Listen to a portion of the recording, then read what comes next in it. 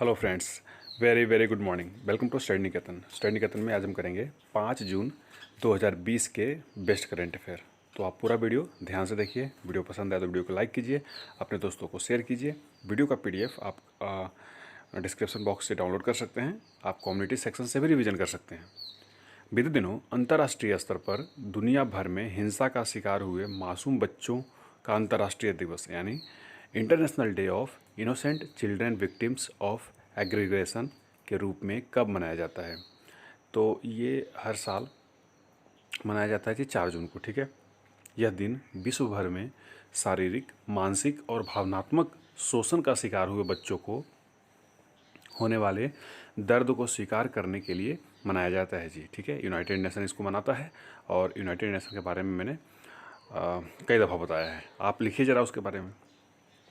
बीते दिनों वर्ष 2020-21 के लिए भारतीय उद्योग परिसंघ यानी confederation of Indian industries CII बोलते हैं इसे जी, के अध्यक्ष के रूप में पदभार संभाल लिया है। इनका फ़ोटो देखिए, ये उदय कोटक है जी। ये कोटक महिंद्रा बैंक के MD और CEO हैं और इन्होंने 2020-21 के लिए CII यानी कॉन्फेडरेशन ऑफ इंडियन इंडस्ट्री के अध्यक्ष के रूप में पदभार संभाल लिया है। उनकी CII के अध्यक्ष के रूप में नियुक्ति किर्लोस्कर सिस्टम के अध्यक्ष और MD विक्रम किर्लोस्कर की जगह की गई है। तो मैंने बताया था आपको जब विक्रम जी बने थे तो। ठीक है, बजाज फिनसर्व लिमिटेड के अध्यक्ष और MD संजीव बजाज ने CII के उपाध्यक्ष के रूप में पदभार संभाला है। तो याद रखेंगे दोनों। बीते दिनों सुशील कुमार सिंघल को किस देश में भारत के अगले उच्चायुक्त के रूप में नियुक्त किया गया है। तो आप इनका एक फ़ोटो देखेंगे। इनको पापुआ न्यू गिनी, ये एक एशियाई देश ही है, ऑस्ट्रेलिया के जस्ट ऊपर है जो ऑस्ट्रेलिया ही में है। ठीक है, पापुआ न्यू गिनी में इनको उच्चायुक्त नियुक्त किया गया है। ठीक है, इनका फ़ोटो देख रहे होंगे आप।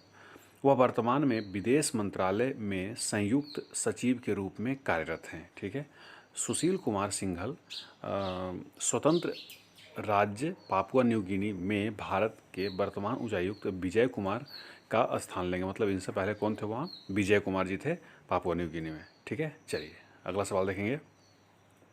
बीते दिनों किस बैंक के प्रबंध निदेशक यानी मैनेजिंग डायरेक्टर और मुख्य कार्यकारी अधिकारी सुब्रमण्यम सुंदर का कार्यकाल भारतीय रिजर्व बैंक की मंजूरी मिलने के बाद बढ़ा दिया गया है? तो ये लक्ष्मी विलास बैंक के MD और CEO हैं जी। उनकी जो कार्यकाल है वो 6 महीने की अवधि के लिए बढ़ा दिया गया है, यानी 30 नवंबर 2020 तक के लिए बढ़ा दिया गया है।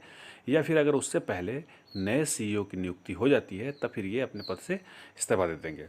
मतलब दोनों में से जो भी पहले हो, या तो 6 महीने कंप्लीट हो जाए या फिर नए CEO उस बैंक के बन जाए। किस बैंक के? लक्ष्मी विलास बैंक के, जिसका फाउंडेशन 1926 में हुआ था। हेडक्वार्टर चेन्नई तमिलनाडु में है। ठीक है, तमिलनाडु की राजधानी भी चेन्नई ही है। आगे बढ़ेंगे। बीते दिनों किसने गूगल के पूर्व मुख्य वित्तीय अधिकारी CFO चीफ क्या बोलते हैं इसको, फाइनेंस ऑफिसर पैट्रिक पिचेट को अपने बोर्ड का नया अध्यक्ष नियुक्त किया गया है? तो ये किया है जी किसने? ट्विटर ने किया है। ठीक है ना, आपको देख रहा होगा ट्विटर का फ़ोटो भी। और यही हैं पैट्रिक पिचेट। वह उम्मीद कोर्डेस्टानी की जगह लेंगे। ठीक है, कौन? पैट्रिक पिचेट।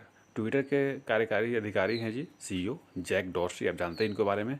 21 मार्च 2006 को इसका गठन हुआ था। कैलिफोर्निया USA में इसका हेडक्वार्टर है। बीते दिनों किस मंत्रालय द्वारा 1 year of Modi 2.0 towards self reliant India नामक एक बुकलेट जारी की गई है? तो ये सूचना और प्रसारण मंत्रालय द्वारा किया गया है जी। ठीक है, ये बुकलेट मोदी सरकार के दूसरे कार्यकाल की उपलब्धियों पर प्रकाश डालती है। ठीक है, यह सरकार के दूसरे कार्यकाल की पहली वर्षगांठ का प्रतीक है। मतलब जब दूसरा कार्यकाल शुरू हुआ तो उसका 1 साल कंप्लीट होने के उपलक्ष्य में ये किया गया। बीते दिनों किसे British academy of film and television arts यानी जिसको बाफ्टा बोलते हैं, ठीक है ना, बाफ्टा का पूरा नाम याद रखिएगा ना, British academy of film and television arts का नया अध्यक्ष नियुक्त किया गया है? तो इनका फ़ोटो देख रहे होंगे आप। ये हैं कृष्णेंदु मजूमदार। ठीक है, इनका नाम है कृष्णेंदु मजूमदार और ये 73 साल में पहली बार नॉन वाइट बने हैं जी। ठीक है ना, वह पीपा हैरिस के स्थान लेंगे जो डिप्टी चेयरमैन के रूप में काम करते रहेंगे। मजूमदार ने इससे पहले learning and new talent committee के अध्यक्ष, टेलीविज़न कमेटी के अध्यक्ष, 9 वर्षों तक ट्रस्टियों के प्रमुख के रूप में कार्य किया है। 14 वर्षों से बाफ्टा से जुड़े हुए भी थे ये जी। बीते दिनों किस देश ने दक्षिण कोरिया में अमेरिका के थार्ड मिसाइल रक्षा प्रणाली की मौजूदगी को लेकर आपत्ति दर्ज कराई है? तो ये देश कौन हो सकता है बताइए? बिल्कुल सही, ये चीन है जी, ठीक है ना।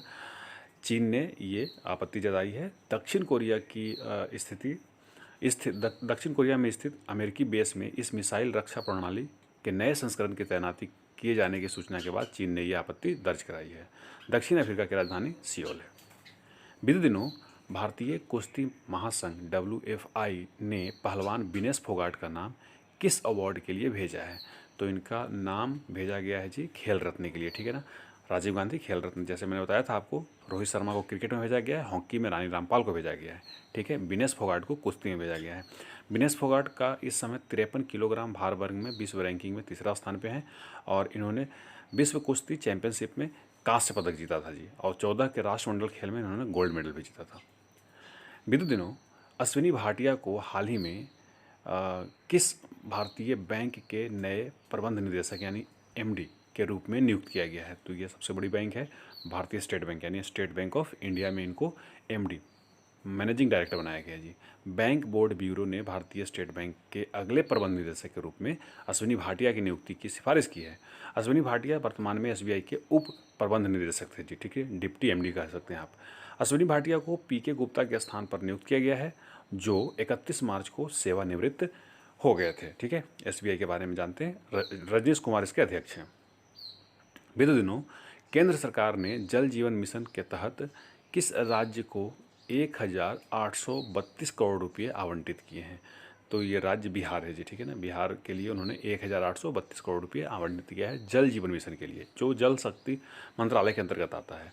और इस मिशन के तहत हर घर तक नल की जल पहुंचाने की सरकार की मंशा को पूरा करने में भूजल के मुकाबले सतह का पानी अहम भूमिका निभाएगा, ठीक है। इस मिशन का लक्ष्य 2024 तक है जी, ठीक है, मैं बता चुका हूँ इसको। 2024 तक हर घर को नल से जल पहुंचाने का लक्ष्य रखा गया है। इसे प्राप्त करने के लिए भारत सरकार ने 3.6 लाख करोड़ रुपये आवंटित किया, यानी कि 3,60,000 करोड़ रुपये आवंटित किए हैं। चलिए अब फटाफट बिहार के बारे में जान लेते हैं। बिहार की राजधानी पटना है जी, यहाँ जिले 38 है, ठीक है। राज्यपाल फागू चौहान है, मुख्यमंत्री नीतीश कुमार हैं। विधानमंडल यहाँ द्विसदनीय, द्विसदनीय मतलब 2 सदन है, ऊपरी सदन निचले सदन मतलब विधानसभा और विधान परिषद।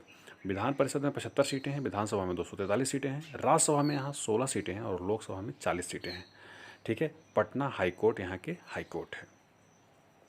बीते दिनों कैलिफोर्निया के सैन डियागो स्थित जनरल एटॉमिक्स ग्लोबल कॉरपोरेशन के मुख्यालय का चीफ एग्जीक्यूटिव किसे नियुक्त किया गया है? तो इनका नाम विवेक लाल है जी, ठीक है। कैलिफोर्निया आपको पता है कहाँ है, USA में है, और यहीं के सैन डियागो स्थित जनरल एटॉमिक्स ग्लोबल कॉरपोरेशन के मुख्यालय का ये चीफ एग्जीक्यूटिव इनको नियुक्त किया गया है। तो आज के लिए बस इतना ही, और मैं आपसे कुछ बात करना चाह रहा था, जैसे कि डेली करंट अफेयर कुछ दिनों के लिए मंडे से ब्रेक लगेगा जी। हालांकि आपका वीकली 47 जो कि वीकली अभी साप्ताहिक करंट अफेयर के रूप में आता है, वो आते रहेंगे, तो आपको ज़्यादा दिक्कत नहीं होगा, ठीक है। चलिए आगे बढ़ते हैं, देखते हैं क्या होता है आगे। अब जवाब ले लेते हैं सवाल 407 का। बीते दिनों वैश्विक स्तर पर विश्व दुग्ध दिवस यानी वर्ल्ड मिल्क डे के रूप में कब मनाया गया है जी? तो आपने सही आंसर किया, ये 1 जून को मनाया गया है। और देखिए अभी तक इस महीने में क्या क्या मनाया गया। 1 जून को ही परिवार दिवस मनाया गया है जी, फिर बाइसिकल डे मनाया गया 3 जून को। तो जो अभी 4 जून को मैंने आज बताया, एक बच्चों के ऊपर हुए अत्याचारों को लेकर के। तो जो भी इम्पोर्टेंट डे आते हैं उनको आप एक बार रिवीजन अच्छे से करते रहिए, ठीक है, ताकि बर्डन ना बढ़े। मैं चाहूँगा एक बार फिर से कि आप मई के इम्पोर्टेंट डेट का रिवीजन कर लीजिए। जैसे 1 मई को मजदूर दिवस और 31 मई को नो टोबैको डे मनाया गया, तो वो भी आप ऐसे ही याद करती रहिए जोड़ करके। आगे बढ़ते हैं और आज का सवाल लेते हैं, सवाल 408। बीते दिनों किसके द्वारा अल्ट्रा स्वच्छ नामक एक कीटाणु शोधन इकाई विकसित की गई है? तो आप इसका आंसर कीजिए। इसके ऑप्शन है Indian navy, B ISRO, C DRDO, D AIIMS. और जो भी हैं उसके बारे में मुझे पूरा बताइए, ठीक है ना। चलिए अब मुझे दीजिए इजाज़त, नमस्कार।